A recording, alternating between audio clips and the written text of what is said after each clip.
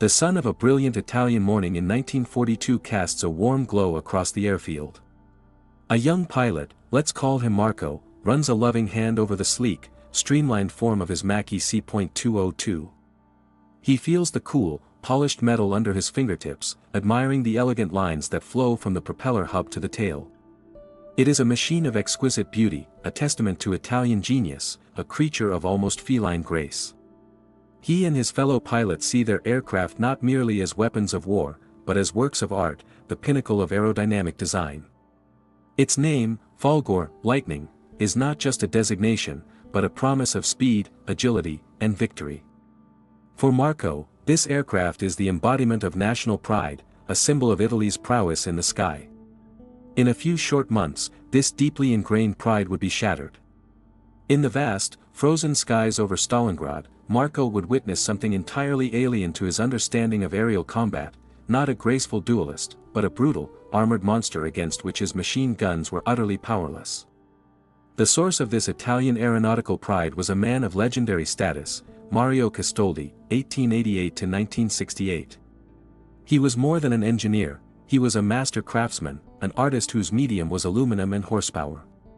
Castoldi was the visionary behind the celebrated family of Italian fighters that dominated the nation's air force, the sturdy MC.200 Seta, Aero, the formidable MC.202 Folgore, Lightning, and the ultimate expression of his design philosophy, the powerful MC.205 Veltro, Greyhound. These were not just functional military aircraft, they were imbued with a distinctively Italian flair, earning poetic names that reflected their perceived character and deadliness. They were designed to be fast, nimble, and beautiful, embodying a school of thought that saw air combat as a sophisticated dance of skill and maneuver. Castoldi's reputation was cemented long before the war. His genius was undisputed, his legacy secured by a feat that remains astonishing to this day. In 1934, his revolutionary racing seaplane, the Macchi Castoldi MC-72, tore through the sky to set an absolute world speed record of an incredible 709.209 km per hour. It was a record so far ahead of its time that it has never been broken for a piston-engine seaplane. This achievement was a source of immense national celebration and solidified Castoldi's place as a national hero. The pilots who flew his fighters felt they were inheritors of this legacy of world-beating speed and elegance. They believed, with justifiable conviction, that they were flying the creations of the world's greatest aircraft designer.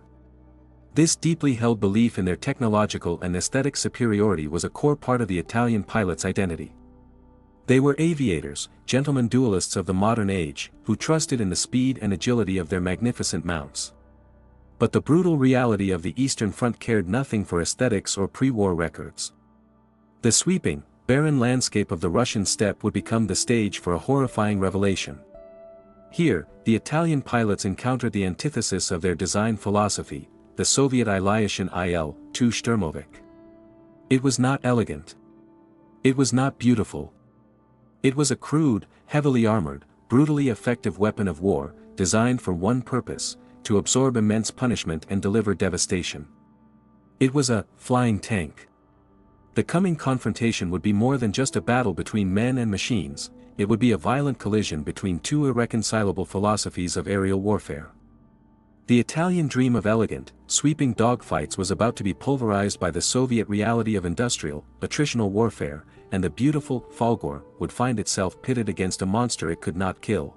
The pride Italian pilots felt for their machines was not born of simple patriotism, it was rooted in the tangible excellence and distinctive philosophy embodied by Mario Castoldi's family of Macchi fighters.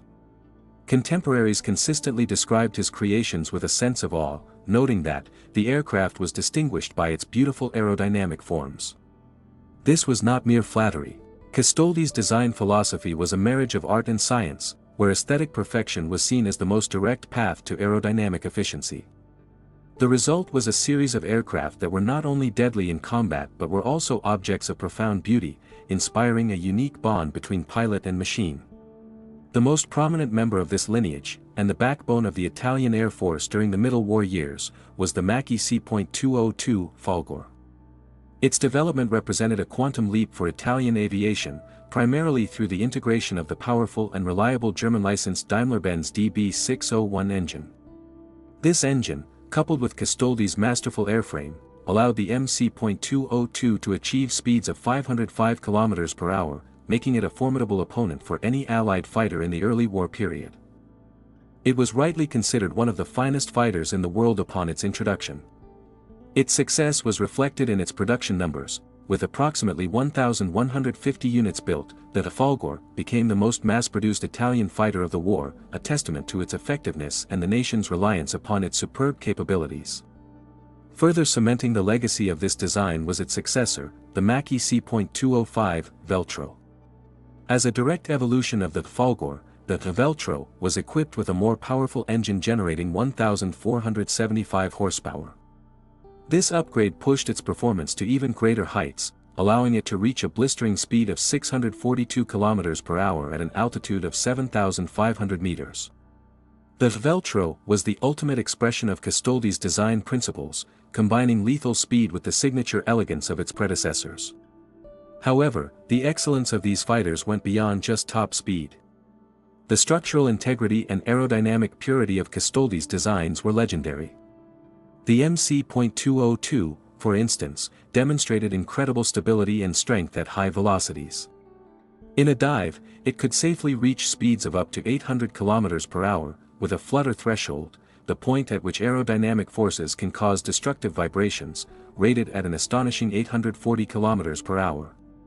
This gave Italian pilots immense confidence in their aircraft's ability to perform extreme maneuvers, whether escaping an enemy or pressing an attack. This confidence was also tied to a peculiar design choice that speaks volumes about the Italian aviation philosophy. Unlike their German or American counterparts who were moving towards fully enclosed cockpits, Italian pilots actively insisted on retaining semi-open canopies. They held a deeply ingrained belief that this feature provided a better, more intimate connection with the aircraft. For them, flying was a sensory experience. They believed they could feel the flight more acutely, sensing the subtle shifts in airflow and hearing the true pitch of the engine, allowing for more instinctive and responsive piloting. This preference for tactile feedback over sterile isolation perfectly encapsulates the Italian view of air combat, a personal duel of skill and intuition, best fought in a machine that was not just a tool, but an extension of the pilot's own body. It was this blend of technical superiority, aesthetic beauty, and a deeply romanticized pilot-centric philosophy that made the Macchi fighters a profound source of Italian pride. The Italian entry into the war on the Eastern Front was not a military necessity but a political calculation born of ambition and anxiety in Rome. Benito Mussolini, watching his German allies' stunning initial successes in the invasion of the Soviet Union, was driven by a powerful desire not to be left behind. Eager to assert Italy's role as a primary partner in the Axis and to claim a share of the anticipated spoils from the defeated Soviet territory, he made a decisive move. On June 30, 1941, Mussolini formally proposed to Hitler the deployment of an Italian armored corps to participate in the campaign on the Russian front. The offer was accepted, and events moved swiftly. Just 10 days later, on July 10, 1941, the Corpo di Spedizione Italiano in Russia, CSIR, or the Italian Expeditionary Corps in Russia, was officially formed. This was to be Italy's contribution to the great anti-Bolshevik crusade. By August 1941, a substantial force of 60,000 Italian servicemen had been dispatched to the east, a significant commitment of men and material. To provide air cover and support for this ground force, an aviation contingent was prepared. The core of its fighter strength was the 22nd Fighter Group, -22 degrees Gruppo Autonomo Caccia Terrestre. This unit, commanded by Major Giovanni Borzoni, was equipped with 51 of Mario Castoldi's earlier, but still capable, MC.200 Seta fighters. These pilots, many of them veterans of other fronts, were confident in their skills and the quality of their aircraft as they prepared for the journey into a new and unknown theater of war. However, behind the official fanfare of the expedition, a dangerous and pervasive naivety was taking hold. The Italian leadership, and by extension many of its officers, fundamentally misjudged the reality of the conflict they were entering. There was a startling lack of comprehension regarding the sheer scale, logistical challenges, and unparalleled brutality of the Eastern Front. This disconnect from reality was captured in a telling anecdote that circulated among the troops. In the privacy of their messes and personal conversations, some Italian officers reportedly referred to the expedition with a disturbingly casual nickname, the Siberian Tour. This term, tinged with a sense of a grand, perhaps even exotic, adventure, reveals a profound underestimation of the trials that lay ahead. The name suggested a temporary deployment, a difficult but ultimately manageable affair, not a descent into one of the most savage conflicts in human history. It was this mindset, born from an overestimation of the Italian army's capabilities and a desire to match the prestige of their German allies, that set the stage for the catastrophe to come. The CSIR was marching into a storm, armed with confidence but tragically unaware of the true nature of the forces they were about to confront. The Italian pilots of the CSIR, confident in the nimble performance of their Macchi fighters, did not have to wait long for their trial by fire in the skies of the Eastern Front. The crucible would be the brutal air war raging over the approaches to Stalingrad. On July 29, 1942, the first major engagement took place, setting a grim precedent for the Italians. A formation of 9 MC.200s clashed with a group of 15 Soviet Lag-3 fighters. The Italian pilots, expecting their superior agility to carry the day, were instead dealt a harsh lesson. The battle was a resounding defeat. The Italians lost 3 of their fighters, while managing to shoot down only 1 Soviet aircraft in return. Any hope that this was an unfortunate anomaly was shattered the very next day. In another series of encounters, the Italian fighter group lost 2 more aircraft, again claiming only a single Soviet plane. The shock of these initial results reverberated through the Italian command. The numbers told a devastating story. In just 2 days of combat, the 22nd Fighter Group had been deprived of a third of all its fighters. The swift, decisive victories they had anticipated had dissolved into a desperate struggle for survival against a determined and well-equipped foe. However, the losses in dogfights against other fighters, as shocking as they were, paled in comparison to the psychological horror of encountering a completely different kind of Soviet machine. A special, terrifying impression was made on the Italian pilots by the Soviet Il-2 attack aircraft. It was here that the Italian philosophy of air combat, a duel of speed and grace, collided with the Soviet reality of brute force. The Macchi's armament was simply not up to the task. This terrifying impotence is perfectly captured in the experience of pilots like Lieutenant Giovanni. We can imagine him in the cockpit of his elegant Folgore, banking into an attack run. Through his gun sight, he spots a Soviet aircraft, but it is unlike anything he has been trained to fight. It is a clumsy, hunchbacked machine, seemingly an affront to the principles of aerodynamics, the Il-2. An easy prey, the Italian thinks, his mind filled with images of a quick, surgical victory. He closes the distance and opens fire. The twin streams of tracer rounds strike the target perfectly. Sparks erupt across the fuselage and wings as the bullets hit home. But something is wrong. Horribly wrong. The bullets are not penetrating. They are bouncing off. Giovanni watches in disbelief as his ammunition, which would have shredded any other fighter, simply ricochets off the armored hide of the Soviet plane. The Il-2 does not falter, does not smoke, does not deviate from its course. It is as if the attack never happened. Paying no attention whatsoever to the Italian mosquito buzzing harmlessly around it, the Soviet attack aircraft continues its methodical, brutal work, calmly strafing and bombing the Italian ground positions below. For Giovanni, and for every Italian pilot who experienced it, this moment was a horrifying revelation. Their beautiful, swift machines, the pride of their nation, were powerless against these flying tanks. Beauty had met brutality, and it had been proven terrifyingly fragile. The machine that struck such terror into the hearts of Italian pilots was the Aviation Il-2, a revolutionary aircraft born from a philosophy of pure, pragmatic brutality. Its design was a radical departure from conventional thinking, prioritizing survivability and firepower above all else. This was not an elegant duelist, it was a flying battering ram. The very statistics of the aircraft told a story of sheer toughness. The Il-2 weighed nearly 4.5 tons, a staggering figure when compared to the 3.2 tons of its German counterpart, the Junkers Ju-87 dive bomber. This immense weight was not just a matter of size, it was a direct result of its unique and groundbreaking construction. The secret to the Il-2's legendary resilience lay in how it was built. In a stroke of engineering genius, designer Sergei Aviation did away with the traditional airframe concept where a separate structure is covered by a thin skin.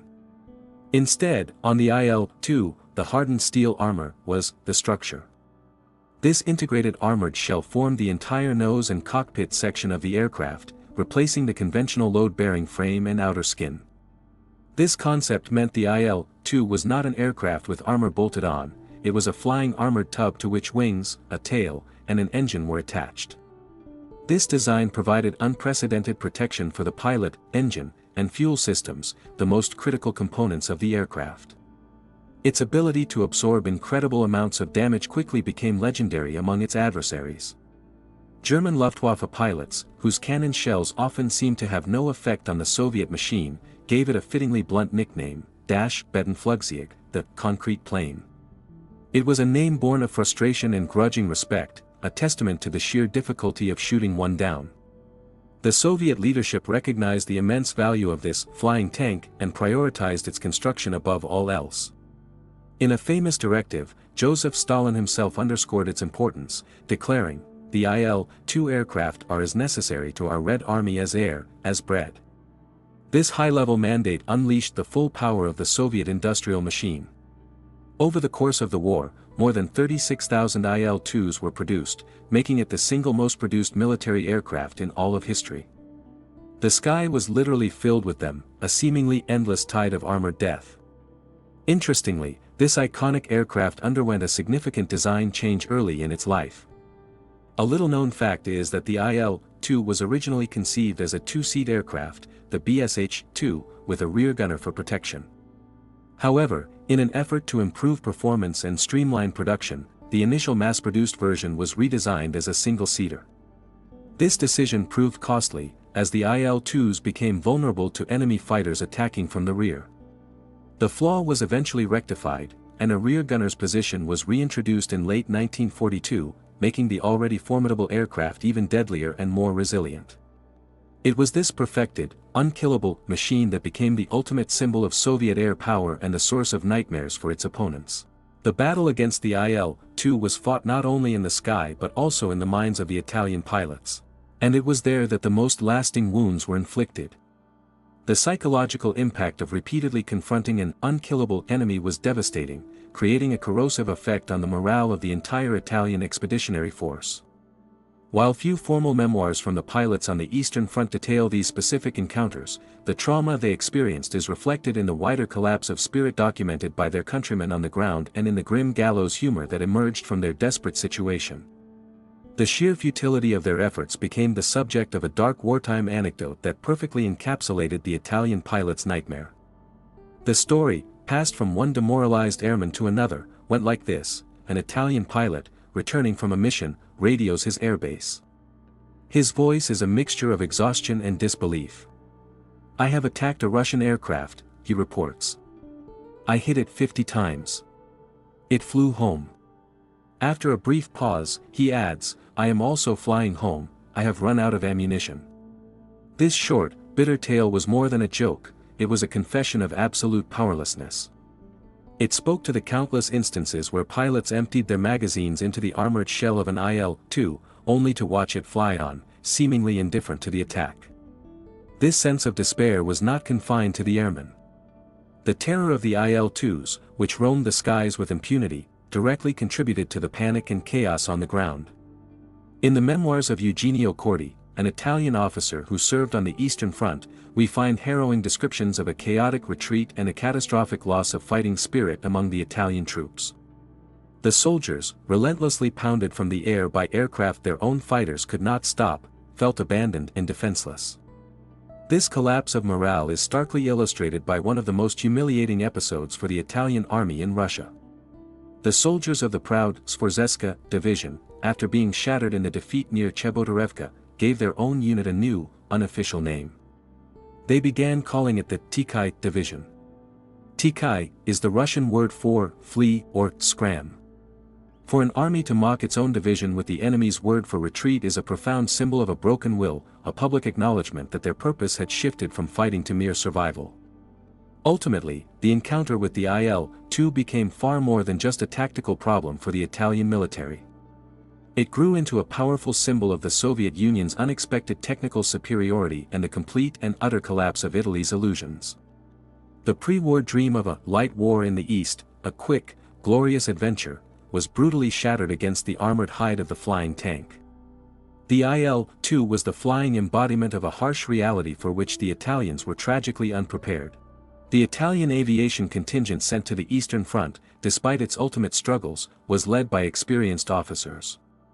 The overall command of the Italian Air Force within the CSIR was initially entrusted to Colonel Carlo Drago. Under him, the direct leadership of the crucial fighter element, the 22nd Fighter Group, fell to Major Giovanni Borzoni. It was Borzoni who would have to guide his pilots through the initial, shocking encounters with the Soviet Air Force and grapple with the unexpected resilience of its aircraft. As the campaign progressed and the Italian commitment evolved, command of the air forces on the Eastern Front was assumed by Brigadier General Enrico Pezzi. His fate would become a grim symbol of the entire disastrous campaign.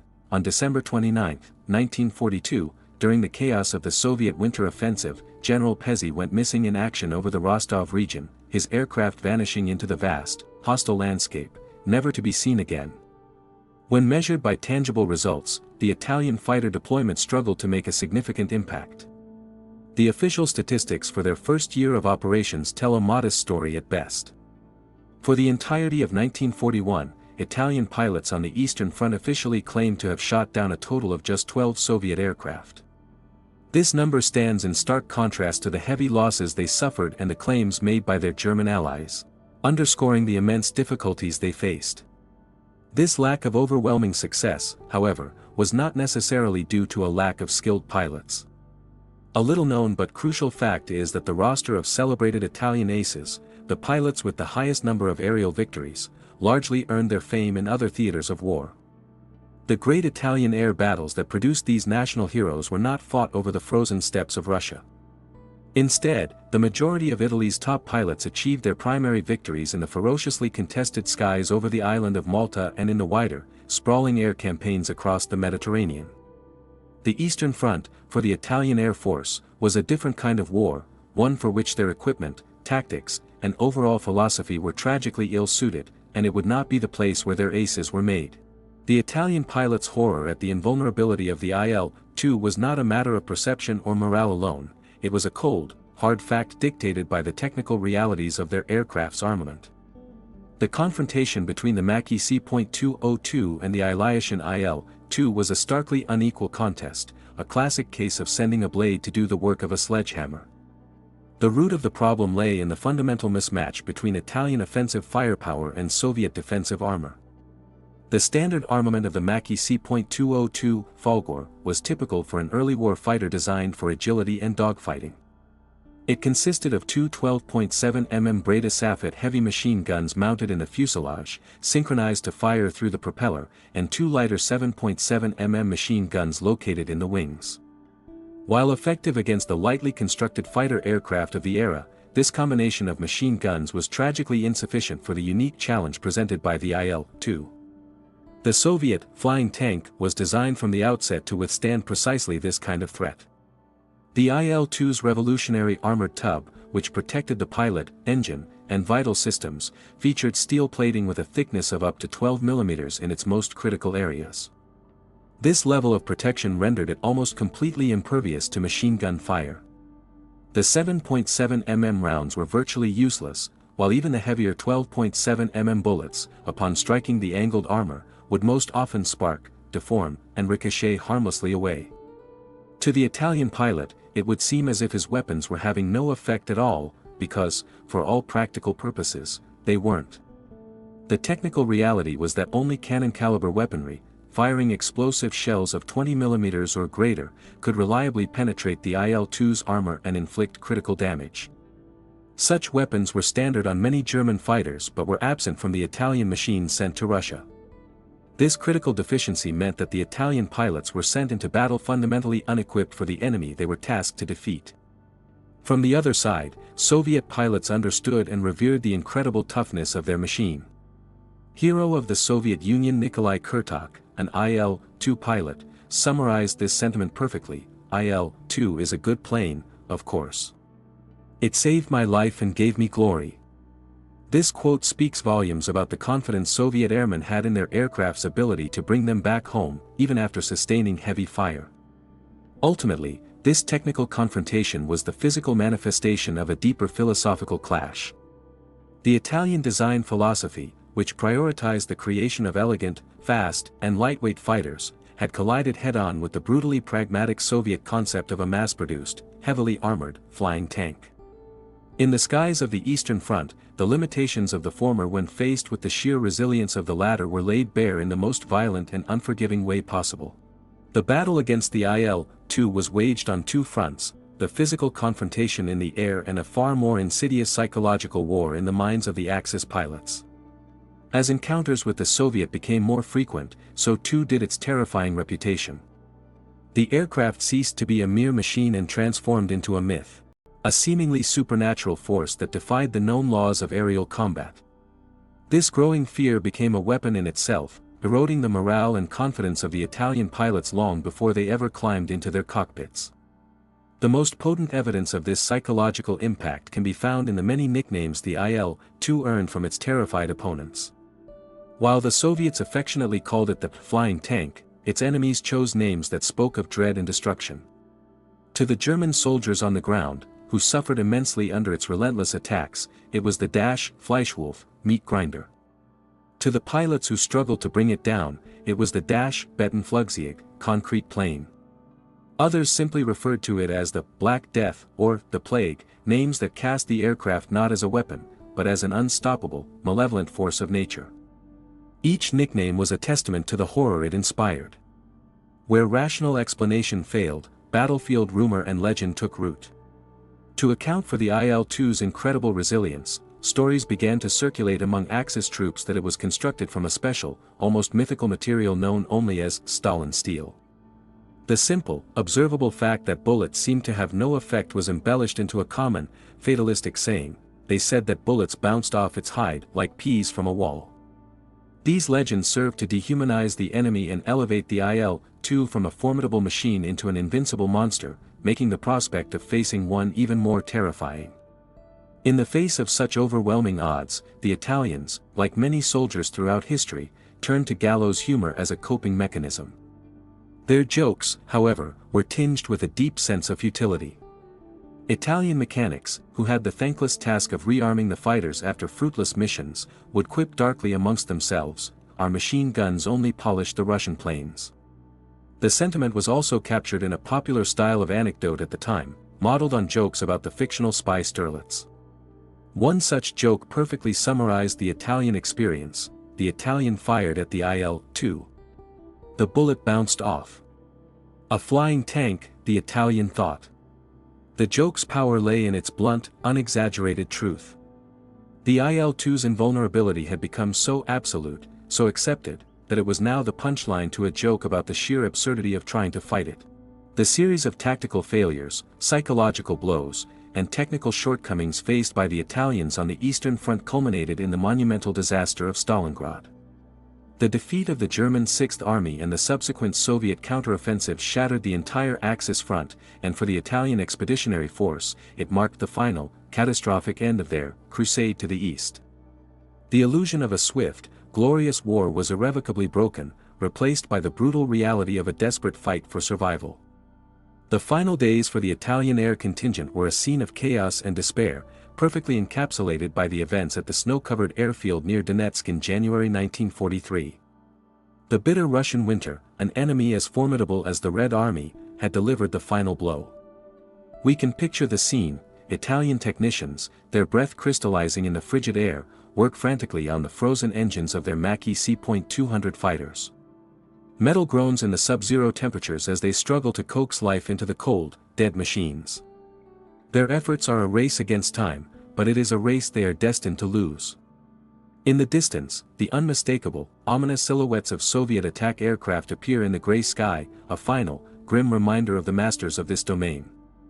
For several of the Italian fighters, this airfield would be their final resting place. Their engines, designed for the temperate climate of the Mediterranean, could not withstand the brutal Russian winter. They were left on the frozen runway forever. This desperate scene was a prelude to the end. Following the encirclement and destruction of Axis forces at Stalingrad, the order came for a hasty evacuation. In February 1943, what remained of the Italian air units was unceremoniously pulled back to Italy. The retreat was so rushed and disorganized that there was no time to recover all their equipment. At the Donetsk airfield, they were forced to abandon 15 unserviceable MC.200 fighters, leaving them as frozen monuments to a failed campaign. The disaster in the air was mirrored by an even greater catastrophe on the ground. The Italian army was routed, its divisions shattered and its soldiers left to a horrific fate. The Cesare division, for example, lost a third of its entire personnel, a staggering 1,700 men killed and wounded. The fighting spirit of the Italian army had completely disintegrated, a fact not lost on their German allies. The contempt was palpable in the assessment of one German general, who scathingly reported back to his own command that, one battalion of Russians put to flight an entire Italian division. It was a humiliating epitaph for an army that had entered Russia with such high hopes.